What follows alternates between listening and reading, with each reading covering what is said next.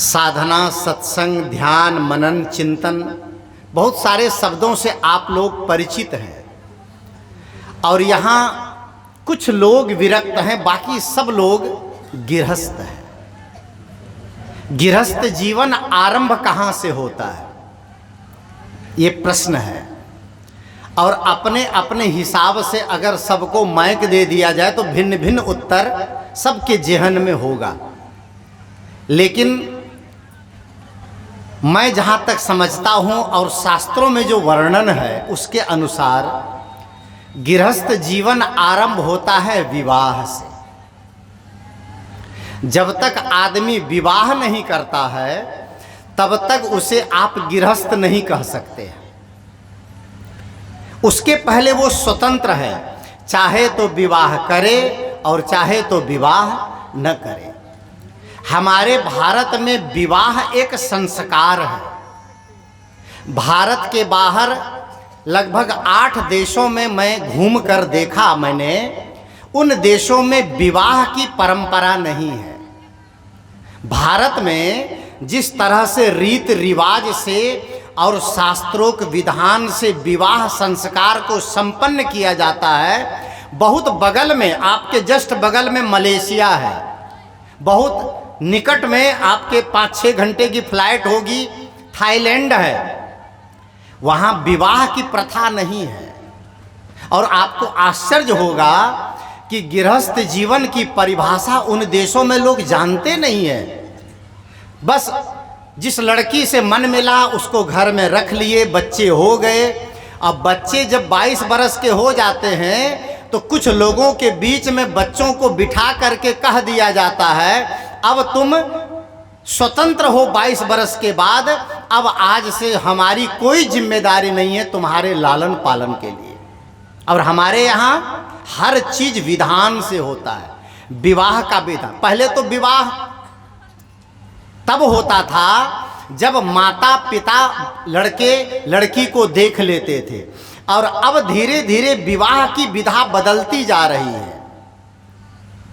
पहले आप लोग भी जानते हैं कि लड़की के लिए लड़का कभी अपने के लिए लड़की नहीं देखता था, और लड़की अपने लिए लड़का नहीं देखती थी। माता पिता जैसा भी खोज देते थे, जैसा कर देते थे, उसमें सब लोग राजी रहते थे।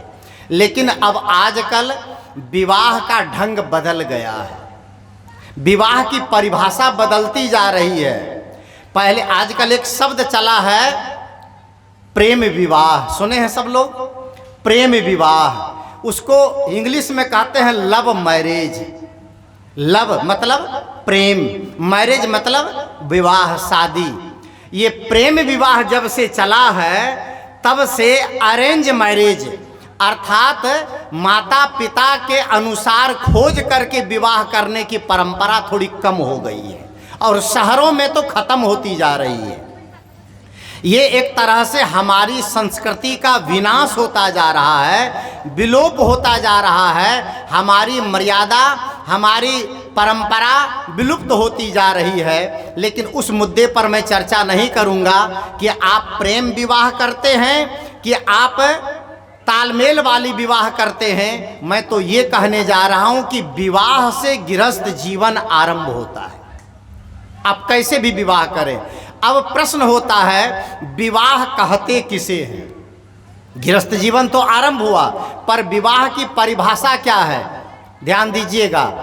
आप सब लोग जब नई घड़ी लाते हैं, नया मोबाइल लाते हैं, नया माइक खरीद के लाते हैं, नया कुकर लाते हैं, नया एसी लाते हैं, नया फ्रिज लाते हैं, नया वॉशिंग मशीन लाते हैं, तो उसको ऑपरेट करने की किताब आती है, सबको पता है।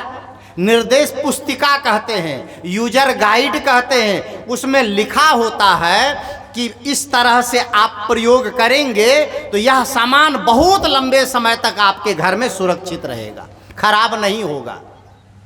सामान को लंबे समय तक सुरक्षित रखने के लिए निर्देश पुस्तिका मिलती है, और लड़का लड़की विवाह कर लेते हैं और दोनों का जीवन लंबे समय तक प्रेममय बना रहे, इसके लिए समाज में कोई पुस्तक है?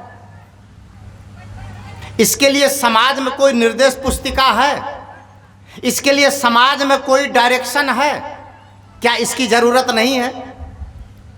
सोचिए, विवाह, वैदिक साहित्य में विवाह की चर्चा है और ऋग्वेद में एक सूक्त ही है, विवाह सूक्त, और उसमें पहला मंत्र है विवाह विशिष्टम वहनम। विवाह किसे कहते हैं? तो विवाह का मतलब होता है लड़का लड़की को और लड़की लड़का को विशेष तरह से वहन करे, विशेष तरह से ढोए, विशेष तरह से निभाए और विशेष तरह से उनको ले चले। कहाँ? अपने जीवन में। क्यों?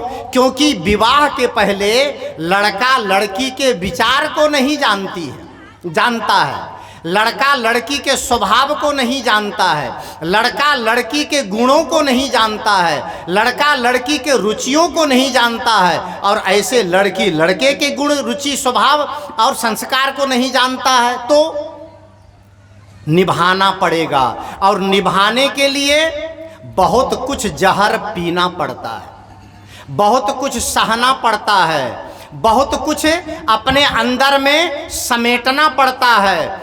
विवाह है विशेष प्रकार से वहन करना, और वहन करना। और एक बात और कह दूं, केवल विवाह सिंदूर नहीं है, केवल विवाह कंगन नहीं है, केवल विवाह चूड़ी नहीं है, केवल विवाह आभूषण नहीं है, केवल विवाह पायल नहीं है, केवल विवाह आपके अलंकार नहीं है, आपके परिधान नहीं है, मड़वा विवाह नहीं है, बारात विवाह नहीं है, और लड्डू, पेड़ा, जलेबी और तमाम तरह के साधन प्रसाधन विवाह नहीं है। अब बताइए, आप विवाह करते हैं लड़का से, लड़की से, एक दूसरे का हाथ पकड़ते हैं और उसी को पाणी ग्रहण कहा जाता है। पाणी मतलब हाथ, ग्रहण मतलब स्वीकार करना। केवल सिंदूर विवाह नहीं है, विवाह बाहर का बंधन नहीं है। और एक परंपरा है, लड़का और लड़की दोनों की गांठ को एक दूसरे में बांधा जाता है और अग्नि के फेरे लगाए जाते हैं। उसको क्या कहा जाता है? गठबंधन। क्या कहा जाता है? गठबंधन। अब मैं आपसे कहता हूं, अगर ये कपड़े की गांठ बंधे और मन में एक दूसरे से मन की गांठ न बंधे तो जीवन चलेगा?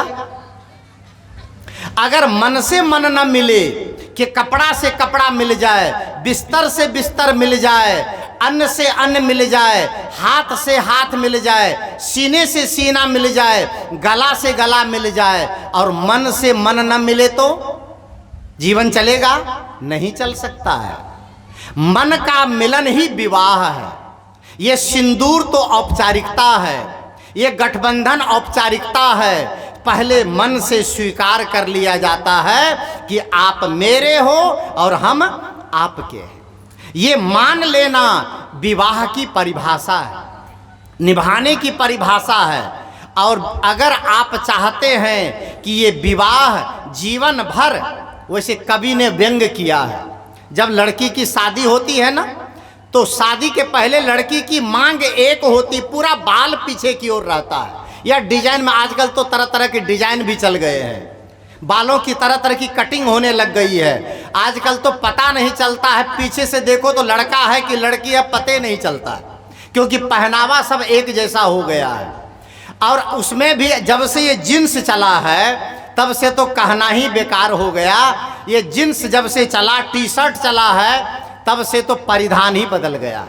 और जब से फटहवा जींस चला है, ओह फटहवा, पहले फट जाता था तो लोग शर्म करते थे, फटा हुआ कैसे पहनेंगे, और अब लोग डबल पैसा दे करके फटहवा जींस खरीदते हैं और शौक मनाते हैं। और एक जगह एक लड़की आ गई पहन करके सामने, हमने कहा बेटी ये फटी हुई जींस पहने अच्छा लगता है। कहा बाबा ये फटा हुआ नहीं है, ये आजकल के मॉडर्न जमाने का स्टैंडर्ड है, ये स्टैंडर्ड कहा उसने। कैसा कैसा जमाना आ गया। अब देखिए, पुरुष कपड़ा पहनता है तो यहाँ से यहाँ तक शर्ट, यहाँ से यहाँ तक शर्ट और नीचे पूरा ढका हुआ। और ये लड़कियों को कपड़ा देखता हूँ तो कपड़ा तो बढ़िया है, अब पता नहीं क्यों यहाँ लगता मुसवा कुतर दिया यहाँ पर। हमको समझे नहीं आता है कि यहाँ काटने का कौन सा मतलब है। यहाँ काट करके किसको क्या दिखाना चाहते, कंधा दिखाना चाहते हैं आप?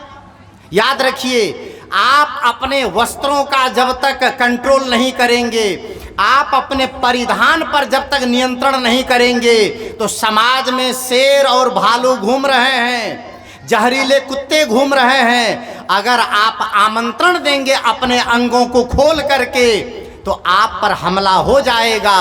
और याद रखिएगा, याद रखिएगा, आप 10,000 का मोबाइल लेते हैं तो स्क्रीन पर खरोच ना आए तो आप उस पर ऊपर से क्या लगाते हैं? क्या लगाते हैं? ग्लास लगाते हैं ऊपर से, क्या कहते हैं उसको? स्किन गार्ड कहते हैं ऊपर से। आप 10,000 का मोबाइल खरीदते हैं तो मोबाइल के स्क्रीन पर खरोच ना आ जाए, स्क्रीन गार्ड लगाते हैं। और आपका जीवन करोड़ों का है और इसको आप खुला लेकर के चल रहे हैं। आप इसको खुलेआम आप प्रदर्शन कर रहे हैं। मैं निवेदन करूंगा सभी माताओं से, सभी बहनों से, सभी बेटियों से और सभी समाज के बुजुर्गों से, अपने बच्चों को ऐसे कपड़े पहनने की सलाह न दें। ये आपकी जिम्मेदारी बनती है। बच्चियां घर में बड़ी होने लग जाएं तो उन्हें अच्छे संस्कारों से सुसज्जित करें। मैं अपने मूल प्रसंग पर आऊं। विवाह, विवाह का मतलब है एक दूसरे को वहन करना। और मैं कह रहा था कि लड़की जब कुंवारी होती है उसके बाल एक तरफ होते हैं, बीच में कोई रेखा निकलती है नहीं। और जिस दिन विवाह होता है उस दिन क्या होता है, उसके बाल को 2 भागों में बांट दिया जाता है। आपने कभी सोचा ये 2 भागों में क्यों बांटा जाता है? समझ रहे हैं? मैं थोड़ी सी बात बताना चाह रहा हूं। बाल को 2 भागों में, लड़की के, पुरुष का तो नहीं बंटता है, पुरुष का बीच में नहीं निकलता है, लड़का का नहीं निकलता है। लड़की का ही क्यों निकलता है? क्योंकि लड़का तो अपने घर में ही रहता है और लड़की को जन्म देने वाले माता पिता का घर छोड़कर साजन के घर जाना होता है। बाबुल का घर छोड़कर अपने पिया के घर, साजन के घर जाना होता है। तो मांग में सिंदूर डालने का मतलब होता है अभी तक लड़की का जीवन एक भाग में था, एक रूप में था, एक आकार में था। लेकिन जब उसका विवाह हुआ और मांग में सिंदूर पड़ा तो ध्यान दीजिएगा, ये मस्तक उसका 2 भागों में बट गया। मस्तक उसका, उसकी इज्जत, उसकी प्रतिष्ठा, उसका सम्मान, उसकी मर्यादा और उसका जीवन 2 भागों में बट गया। एक भाग नैहर का और दूसरा भाग ससुराल का। उसके कंधे पर दोनों भागों की, दोनों परिवार की इज्जत की जिम्मेदारी है। ससुराल जाने पर माता पिता कहते हैं बेटी ऐसा कोई कदम न उठाना कि हम लोगों की नाक कट जाए। कहते हैं ऐसा कोई काम न करना, हम लोगों का नाम बदनाम हो जाए। और ससुराल वाले कहते हैं ऐसा कोई कदम न उठाना कि तुम्हारे नैहर में माँ बाप मुंह दिखाने लायक न रहे। 20 शादी के दिन मांग भरी जाती है। मांग, एक कवि ने व्यंग किया है, कहा क्या? तो कहा कि मांग तो इन लड़कियों की एक ही दिन भरी जाती है।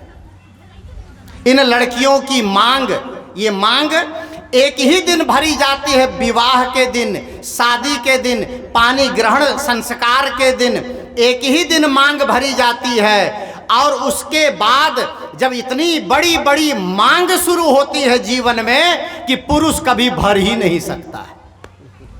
वो कौन सी मांग है? वो इच्छा की मांग, वो जरूरतें, आपकी वासना, आपकी चाहना और आपकी आवश्यकताएं इतनी बड़ी बड़ी हो जाती हैं कि पुरुष उसे कभी पूरा नहीं कर पाता है। तभी एक व्यंग्यकार ने कहा है जिस दिन विवाह होता है ना, उस दिन दूल्हा के लिए वाह वाह होता है। जब विवाह होता है तो दूल्हा के लिए देखते हैं कितना कितना तैयारी होती है। विवाह के दिन दूल्हा लगता है कि इस पूरे गांव का हम ही राजा है। इतना सम्मान, इतना सत्कार, घोड़ी पर बैठता है, बैंड बाजे बजते हैं, दूल्हा राजा दूल्हा राजा दूल्हा राजा, बहुत सत्कार होता है। तो व्यंग्यकार ने कहा कि लड़का के लिए, दूल्हा के लिए विवाह के दिन वाह वाह, और जिंदगी के जब सफर में आगे बढ़ता है तो बीच में वो तबाह हो जाता है। शुरू में वाह वाह और बीच में तबाह हो जाता है, क्योंकि मांग इतनी बड़ी बड़ी है, तबाह हो जाता है। और मांग पूरी करते करते जब जीवन सरकने लगता है तो अंत में आह आह करते दुनिया से विदा हो जाता है। ये विवाह सफल विवाह नहीं कहा जा सकता। विवाह का मतलब है मैत्री पूर्वक एक दूसरे का जीवन हो, मित्रता पूर्वक जीवन हो। विवाह का मतलब ये नहीं कि पत्नी नौकरानी है और पति देवता है। पति शराब पी के आए तो शास्त्रों में तो कहा गया है ढोर गवार शूद्र पशु नारी और ये सब ताड़न के अधिकारी, चूंकि गोस्वामी जी ने लिख दिया। लेकिन आज के समय में गोस्वामी जी आ जाएं तो कहेंगे जब लिखा था तब लिखा था, आज मुझे माफ कर दो। आज की लड़कियां पढ़ी लिखी हैं, आज की लड़कियां इंजीनियर हैं, डॉक्टर हैं, साइंटिस्ट हैं, प्रोफेसर हैं, वकील हैं। आज किसी के पैर की जूती बनकर लड़कियां नहीं रह सकती हैं। कदम से कदम मिलाकर चलिए। पहले के जमाने में नारी को नौकरानी समझा जाता था तो पति पत्नी का दर्जा उबड़ खाबड़ होता था, और आज नारियां पढ़ लिख करके पति के कदम से कदम मिलाकर चल रहा है और पति के साथ में वर्क कर रही है, पति के साथ में सारा काम कर रही हैं। तो आज नारियां कमजोर नहीं है। अरे नारी तो कल भी भारी थी, नारी तो आज भी भारी है, और पुरुष कल भी आभारी था, पुरुष आज भी आभारी है। हमें नारियों के प्रति आभार व्यक्त करना चाहिए, उनका सम्मान करना चाहिए। जिस घर में नारियों के साथ मारपीट होती है, जिस घर में नारियों के साथ प्रताड़ना किया जाता है, जिस घर में नारियों को सताया जाता है, वहां से लक्ष्मी विदा हो जाती है। कभी भी नारियों पर हाथ नहीं उठाना चाहिए, कभी भी नारी पर अत्याचार नहीं करना चाहिए, और दहेज के नाम पर तो कभी भी नारियों को सताना नहीं चाहिए। आपको दहेज, नारी के रूप में दहेज मिल गया, आपके लड़के को एक ऐसी लड़की मिल गई जो जीवन भर आपके घर को संवारेगी, सजाएगी, आपके घर में आपके कुल के दीपक को जन्म देगी। ऐसी नारी को पाकर आप और कौन सा दहेज चाहते हैं? रुपया, पैसा, गाड़ी, मोटर, गमंगला, और क्या चाहते हैं आप? ये सारी चीज़ों के लिए अगर आपके मन में लालसा है तो याद रखिए वह विवाह कभी भी सफल विवाह नहीं हो सकता है। सफल विवाह का मतलब है पति पत्नी घर में प्रेम से रहें, मिठास से रहें, एक दूसरे की गलती को नज़रअंदाज करें। एक सूत्र बता दूं मैं, अगर पति पत्नी चाहते हैं कि पति पत्नी का प्रेम विवाह के दिन जितना मधुर है इतना ही मधुर जीवन भर बना रहे, तो आपको क्या करना पड़ेगा? एक दूसरे की गलती देखें नहीं, एक दूसरे की खूबियों को देखें, एक दूसरे की अच्छाइयों को देखें, एक दूसरे के गुणों को देखें। मुझे तो अफसोस तब होता है कि जब आपस में लोग कहा सुनी करते हैं, बात विवाद करते हैं, कलह करते हैं, और अफसोस और दुख तब होता है जब आपस में बोल चाल बंद कर देते हैं। पति पत्नी, भाई भाई से बोल चाल बंद कर देते हैं तो वहां तक तो समझ में आता है लेन देन में हो गया होगा।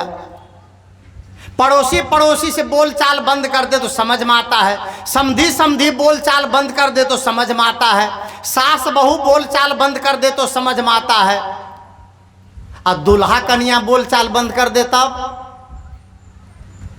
पति पत्नी आपस में बोल चाल बंद कर दे तब। याद रखना, अगर पति पत्नी जिस घर में बोल चाल बंद कर दिए उसमें सबसे बड़ा कारण होता है अहंकार। आगे कौन बढ़ के बोलेगा? आदमी सोचता है हम मर्द हैं, हम काहे झुकेंगे।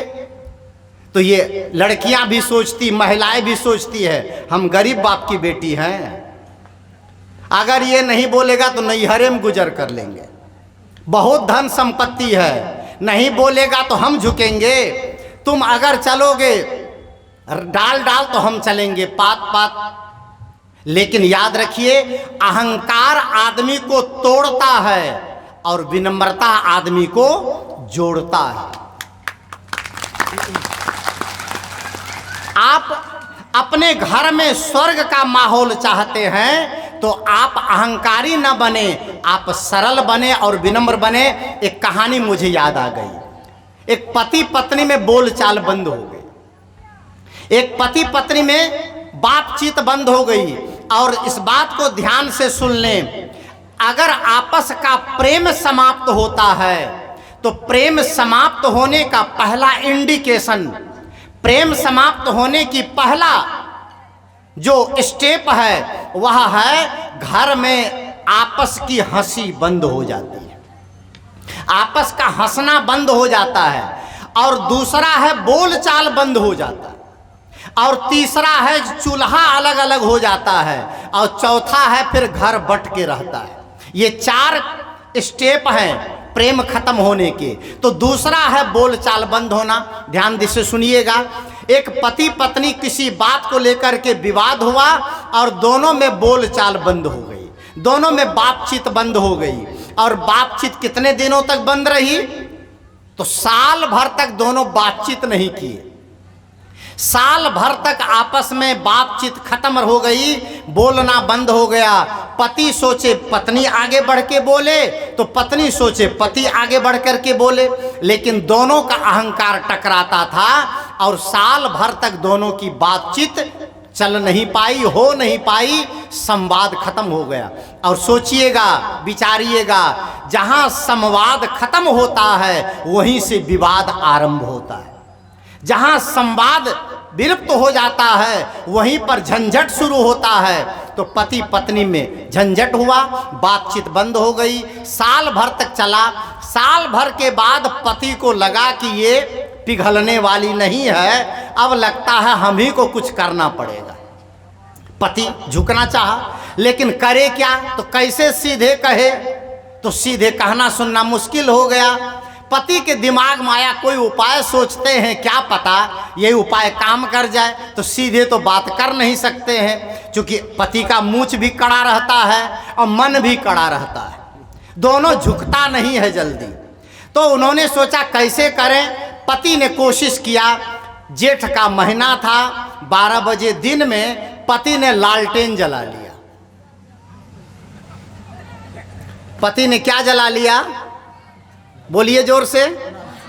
लालटेन जला लिया। और घर में बिजली भी थी लेकिन लालटेन जला लिया। और लालटेन 12 बजे दिन में जला करके और तेज बत्ती करके कभी उस घर में जाए, कभी उस घर में जाए, कभी इस घर में जाए, कभी इस घर में जाए, कभी रसोई घर में जाए, कभी अंगना में जाए, कभी ऊपर देखे, कभी नीचे देखे। पति ने सोचा इसको हम अधकपाड़ी तो समझते थे लेकिन पूरा पागल निकला ये दिन में 12 बजे लालटेन जला करके खोज क्या रहा है? घर में बिजली है और कड़कती धूप है, ये खोज क्या रहा है? पत्नी से नहीं रहा गया। पत्नी देखी कि ये लगता है कि कपाड़ इसका खत्म हो गया। पूज्य सदगुरुदेव जी पधार रहे हैं, हम सब लोग खड़े हो जाएं। स्वागतम गुरुदेव, शरणागतम गुरुदेव, स्वागतम गुरुदेव, शरणागतम गुरुदेव, शरणागत। आप लोग मुझे बताइए कहाँ कहानी छोड़ दिया था मैं? पति ने जेठ के महीने में दिन में 12 बजे लालटेन जला करके इस कमरे उस कमरे, उस कमरे उस कमरे, इधर जाए उधर जाए और कुछ बोले ना। पत्नी ने, चूंकि कहानी आप शुरू से श्रवण कर रहे हैं कि दोनों में साल भर से क्या मामला चल रहा था? बोलचाल बंद है, बातचीत बंद है। उस बातचीत को शुरू करने के लिए पति ने उपाय ढूंढा और इसी उपाय को उन्होंने अपनाया।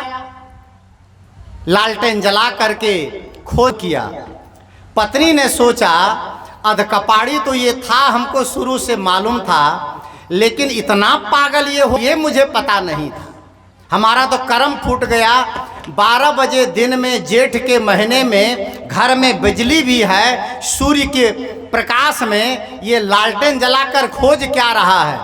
आधा घंटा तक पति इधर से उधर, उधर से उधर, इस कोठरी से उस कोठरी, इस कमरे से उस कमरे घूमता रहा। पत्नी से नहीं रहा गया। पत्नी ने कमरे में जा कर के उधर से सामने से लालटेन लेकर के आ रहा था।